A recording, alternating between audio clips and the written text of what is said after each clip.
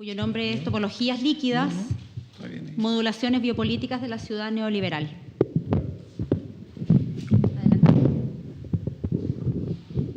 Se cae esto. Ahí sí.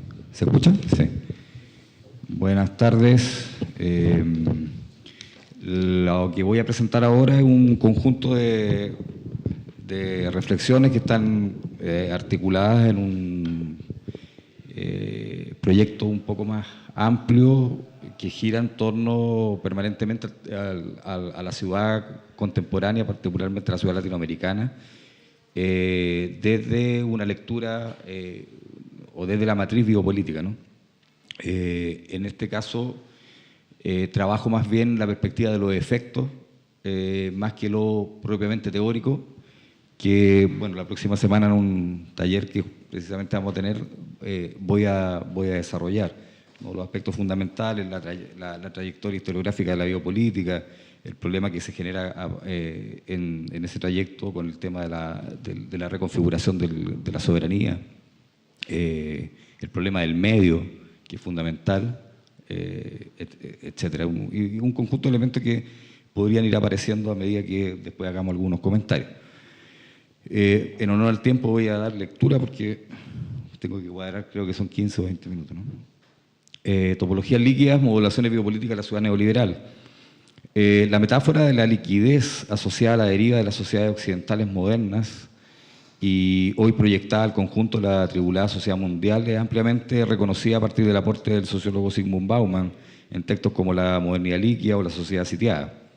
Páginas donde la moviliza esta metáfora, ¿no? Para explorar el relieve y los atributos de la sociedad capitalista que permanecen o han permanecido en el tiempo y que en las fases tardías han cobrado mayor intensidad. Bajo este prisma, lo líquido es la metáfora de la transformación constante, de la desregulación, de la flexibilización de los mercados y de la vivencia existencial de un tiempo sin certeza donde todo se ha tornado flotante.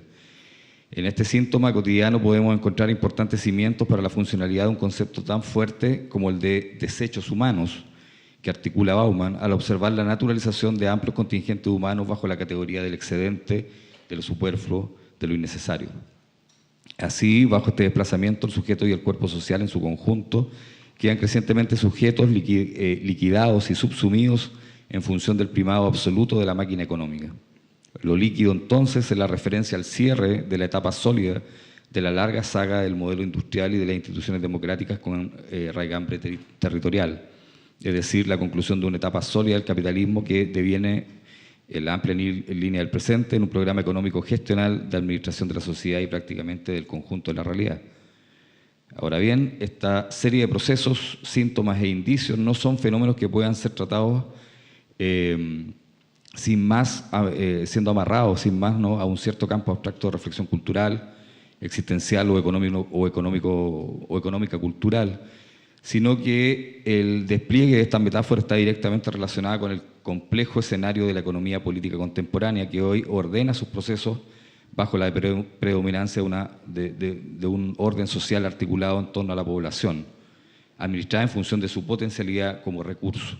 Es decir, tal como diagnosticó Foucault a mediados de los años 70 del siglo pasado, estamos en un presente que devino biopolítico. Esto es, donde los fenómenos propios de la vida, de la especie humana, en tanto población de seres vivientes, han entrado en el dominio del saber y del poder, haciendo la vida enunciable, visible y, por lo tanto, gobernable, ¿no? Lo que sigue, revisaremos en términos muy amplios la configuración de uno de los complejos materiales y simbólicos en que el problema de la población se torna más álgido, la ciudad, y observaremos los efectos que en esta ha generado el despliegue del modelo biopolítico y gubernamental, sin, por cuestiones, ¿no?, como les decía, de tiempo, problematizar teóricamente los temas centrales de este cuerpo teórico. Esta segunda parte le he titulado La ciudad concentracionaria. En Seguridad, Territorio y Población, del año 78, Michel Foucault señala que la ciudad, y ahí utiliza a la ciudad de Nantes como ejemplo, empieza a definirse de acuerdo a una serie de funciones donde la relación con el exterior y la seguridad operan dentro de las principales. Bueno, cuestión que ya Foucault en ese tiempo visualizaba y que hoy se vuelve central, ¿no? Especialmente si observamos los acontecimientos que están ocurriendo o que ocurrieron en Francia recientemente, ¿no? El tema de la seguridad hoy día no, probablemente es el protocolo, el dispositivo, ¿no? de expansión, ¿no? o de constitución material, de despliegue material del capitalismo, ¿no? Entonces decía que la relación con el exterior y la seguridad operan dentro de los principales. El rasgo de apertura es lo que necesita, sostiene el francés, un mecanismo ligado al cálculo de probabilidad de comportamiento, ¿no? Para garantizar la seguridad, lo que implica la necesaria conversión de los sujetos en población, lo cual, señala Foucault en este mismo texto, está ligado al ejercicio efectivo de la soberanía, que, puesto de modo extremadamente general, es la capacidad o potestad del Estado, ¿no? El Estado militar empresarial hoy día, ¿no? De definir las regulaciones naturales que conllevan los flujos o movimientos aleatorios de dicha población. En este sentido, la policía, en el concepto que utilizaba Foucault en el comienzo de la modernidad, en su origen, ¿no? Tiene funciones de inmediatez, entre paréntesis, golpe de Estado permanente, en que el soberano impone su voluntad sobre los cuerpos y los discursos, estableciendo las regulaciones naturalizadas que permiten ordenar y anticipar conflictos y rebeliones. De esta manera, el origen del concepto biopolítica está directamente relacionado con la trama de la ciudad y el desarrollo del capital en el espacio y las dinámicas que a esta determinan. Bajo estas luces es que la ciudad contemporánea va ordenando y modificando sus estatutos en perspectiva de la movilidad general y el control permanente, conduciendo a su habitante por espacios híbridos y complejos. Estos espacios móviles son nuevos lugares de paso de todo, mercancía, información y personas, ¿no? Cuya intensidad es tal que genera profundos cambios en el carácter y función del espacio sobre el tiempo. El tiempo es reemplazado por la movilidad y esta se convierte en un devenir constante sin referencia de historicidad, que una de las cuestiones últimas en el cual entra Foucault y que Lazarato la llama la novopolítica, ¿no? Un desplazamiento en el modelo biopolítico que ya estaría apuntando definitivamente al control y a la producción de la memoria. Y en ese sentido, creo que en Chile tenemos un laboratorio importante en esa perspectiva y que posteriormente podríamos comentar un poco más, ¿no? Entonces, vuelvo un poco atrás, ¿no? El tiempo reemplazado por la movilidad y esta se convierte en un devenir constante sin referencia a historicidad, donde el presente se retuerce en una perpetua coincidencia consigo mismo. En tanto, las ciudades ya no pueden controlar la multiplicidad y superposición de los canales y rutas de distribución y fluctuación de los intercambios que el neoliberalismo genera de forma interminable, ¿no? Estamos como algunos que usan el modelo de Shanghái, una ciudad que se hace y se rehace diariamente, ¿no? Casi ya no tenemos la posibilidad de salir de esa dinámica, y una dinámica que está absolutamente por fuera de nuestro control, ¿no? En ciudades, por decirlo así, periféricas como la nuestra, lo podemos observar permanentemente, ¿no? Lo que sucede con el terremoto, preguntémonos qué incidencia tuvimos nosotros en el proceso que se generó posterior a la reconstrucción de la ciudad, ¿no? O cómo nuestros barrios están profundamente invadidos por los procedimientos inmobiliarios, etcétera, como un ejemplo concreto, ¿no? No podemos escapar de ahí, y de ahí hay muchos otros niveles de análisis al respecto, ¿no? Pero estamos en un sitio donde crecientemente estamos siendo desapropiados, desarraigados. No tenemos ningún control sobre nuestro propio medio. Es decir, la ciudad en tanto espacio despolitizado, por lo tanto, ¿no? Deviene en un sitio de la urbanización generalizada, un proceso de disolución de los apegos y reconocimiento, de la anulación de las historicidades, como he dicho anteriormente, ¿no? De la identidad y la memoria. En otras palabras, de la disolución de la ciudad en un gran espacio en que la lógica del mercado se vuelca en arquitecturas concretas, cuyas definiciones siempre están en un dentro-fuera, ¿no? Donde nada diferente a la norma puede ocurrir, donde la agitación queda excluida, es decir, donde la excepción deviene regla. En esta perspectiva, esto incluso nos serviría para analizar los movimientos, lo que algunos hacen entre la relación del movimiento del 2011 y el plano de la ciudad. Hay unos trabajos bien interesantes y podríamos observar cómo prácticamente el mismo espacio de la ciudad funcionó como mecanismo de represión y desactivación de un movimiento que al final fracasó, ¿no? En esta perspectiva, vuelvo un poquitito atrás, ¿no? En la ciudad contemporánea las estructuras centralizadas y concentradas tienden a su desaparición, configurando tipos de asentamientos difusamente organizados y discontinuos en su infraestructura, un complejo mucho más moldeable como efecto de la clausura de toda estructura prefijada del pasado. Hay la imposibilidad de activar procesos de memoria en la ciudad, asistiendo su presente entonces a la profunda modificación de su estatuto organizativo y su carácter ontológico, en tanto su tradicional espacio de comunicación fluida que su forma moderna presentaba, reemplazado por espacios y pseudo comunidades constituidas dentro de esto. La ciudad contemporánea en este sentido es en sí misma la manifestación material y simbólica de un nuevo marco que asignará reconocibilidad a ciertas figuras del humano, las cuales se comienzan a forjar en una ideología espacial signada por la subsunción de la política en la economía, con la consecuente ya indicada desaparición de los tejidos orgánicos de comunidad. La ciudad actual ya no posee estructuras centralizadas y concentradas, es un tipo de asentamiento difusamente organizado y discontinuo en su infraestructura, un complejo mucho más, como decía anteriormente, moldeable, prácticamente en sus formatos tradicionales condenada a la desaparición. De este modo, no solo nos encontramos frente a un profundo proceso de transformación material de la ciudad, sino que nos situamos ante poderosos desplazamientos y nuevas modulaciones en el régimen de los sentidos. Los efectos de fragmentación, reclusión y separación de los espacios y de la población, que los mencionados fenómenos no describían, dibujan nuevas geografías urbanas, principalmente marcadas por la exclusión social y cultural, tanto en planos virtuales como materiales, que han rediseñado los antiguos límites espaciales, comunitarios y culturales de los individuos y que, como fenómeno políticamente más trascendente, muestra la radical decadencia de la esfera pública. La ciudad convertida en un archipiélago de urbanizaciones de todo tipo, que entre sí presentan un tejido social cada vez más débil, decíamos, ¿no? Hace emerger una arquitectura que, recordando la tesis smithiana, ¿no?, de que todo espacio siempre hace sistema con un cuerpo de ideas políticas, constituye un depositario de nuevas figuras y relaciones de poder, un nuevo operador en la producción de procesos de subjetivación y de control político que descubren una nueva antropología, en este caso la del ser humano del emprendimiento, ¿no?, que calza en su sentido pleno con esta ciudad que se hace a sí misma entre comillas, no a sí misma en el sentido del habitante, sino una ciudad que como decía, se reproduce bajo la lógica del capital absolutamente desconectada del habitante que le da, para que la habitan. Sin control ni límites más que los dictados por los dispositivos de veredicción del mercado, ¿no?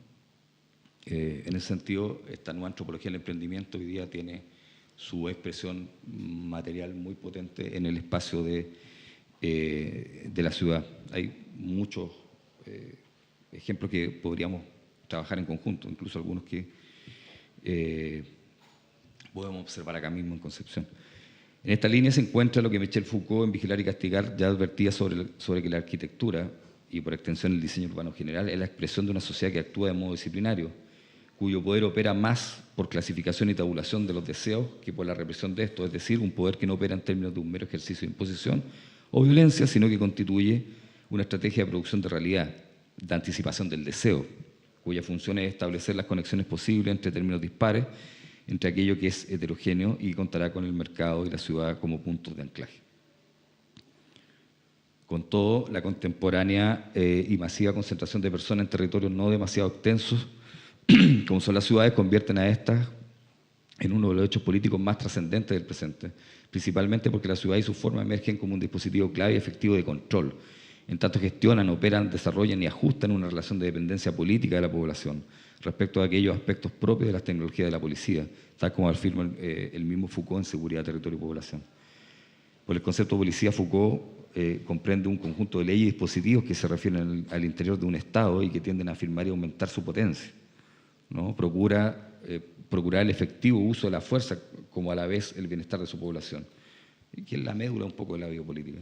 En este sentido, la policía se extiende mucho más allá del significado que tradicionalmente se le asigna, es decir, va más allá de la vigilancia, apuntando a la gestión general de todo el cuerpo social, alcanzando en el señalado contexto de regulación total de los límites, el espacio de la vida misma, ¿no?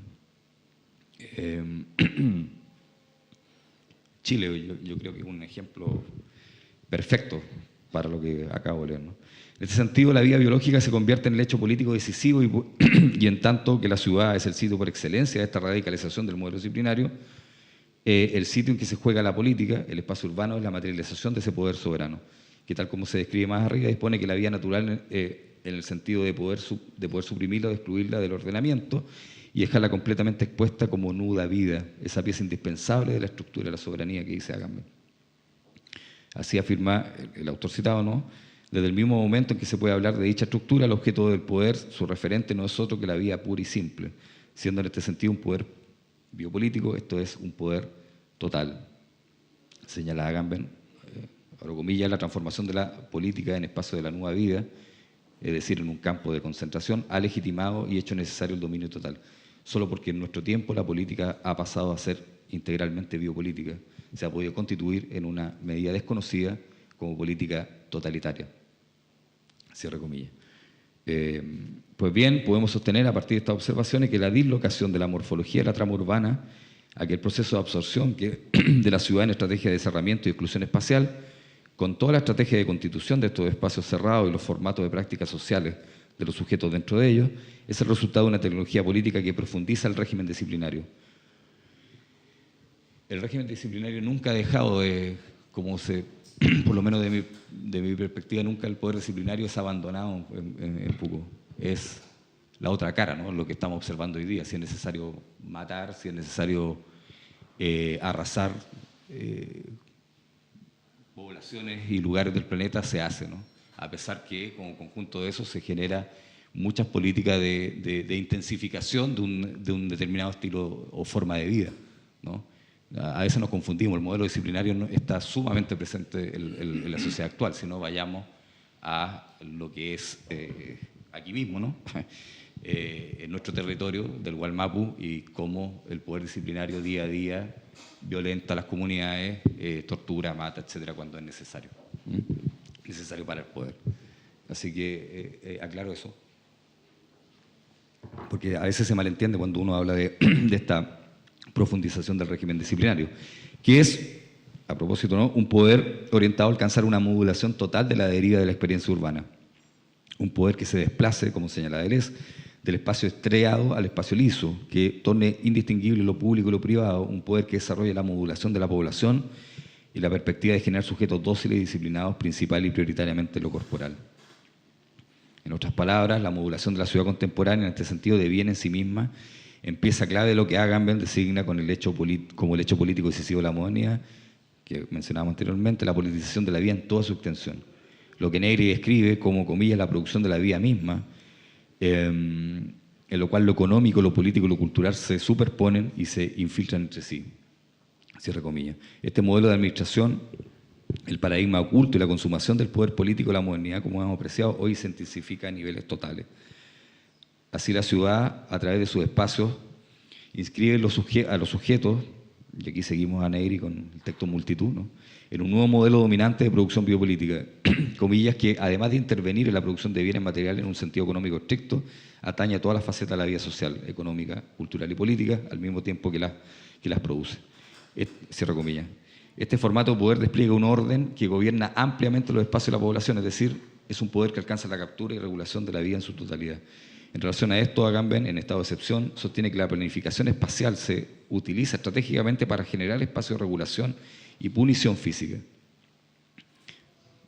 Podemos ver, de nuevo utilizo el ejemplo de lo que es el Gualmapu, ¿no?, cómo la disposición del territorio hoy día en sí misma es un dispositivo de represión y de violencia hacia las comunidades, ¿no?, la planificación territorial, ¿no? Lo mismo sucede, por ejemplo, el tema de Santiago, ¿no?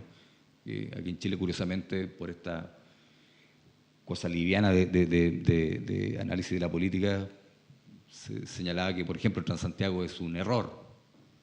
Por ejemplo, ¿no?, después lo podemos conversar un poco más, el Transantiago nunca ha sido un error, ha sido un dispositivo construido para discriminar cuerpos, para filtrar cuerpos, para manejar la economía de la población a través de su tarjeta. O sea, no es ningún error, aparte de bueno, de los técnicos chilenos que sabemos que operan ahí, pero no es un error, no es que a alguien se le haya olvidado diseñar bien.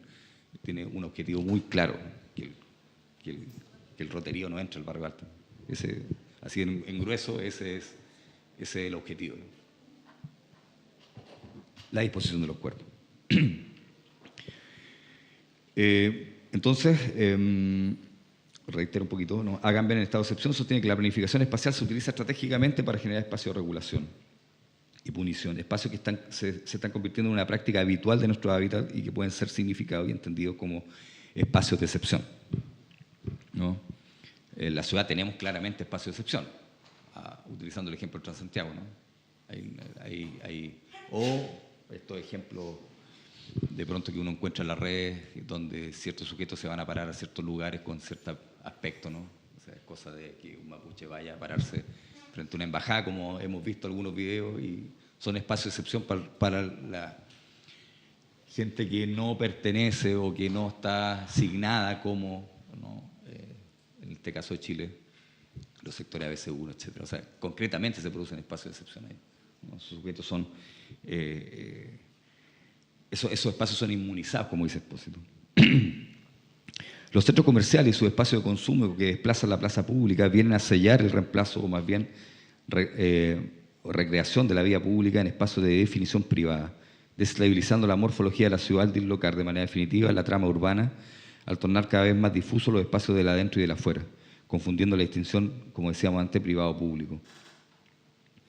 Y esto se debe, ¿no?, a esta supremacía de la ideología espacial que genera la del capital estos lugares punitivos en relación a la pobreza, a las estéticas populares o a las alternativas contestatarias, como planteaban anteriormente el colega acá. En tanto son lugares purificados física, social y culturalmente hablando. Eso es lo que persigue la ciudad, la organización o la proyección de la ciudad neoliberal. Es decir, el espacio urbano deviene paulatinamente un espacio que posee un ordenamiento interior definido por una dislocación de la legalidad anterior y el reemplazo de esta por una forma de inscripción de la vida en la ciudad que la desborda, lo que Agamben denomina como una localización dislocante, una localización sin orden jurídico capaz de incorporar toda forma de vida y toda norma, una dislocación de las poblaciones y de la vida de los habitantes de la ciudad bajo un disciplinamiento político concentracionario, convirtiendo con mayor radicalidad a la ciudad en una estructura de poder altamente eficaz. No sé cómo vamos con el tiempo. Estamos bien, puedo ir finalizando. Oh, ya. Altamente eficaz, dije, ¿no? En esta perspectiva podemos observar la plausibilidad de la puesta en sintonía que hacen algunos autores, Agamben en particular, entre la ciudad actual y el modelo radical de excepción que es el campo de concentración. Al revisar los vaivenes biopolíticos de la modernidad, caen en la cuenta que su modelo no es la ciudad, sino el campo de concentración.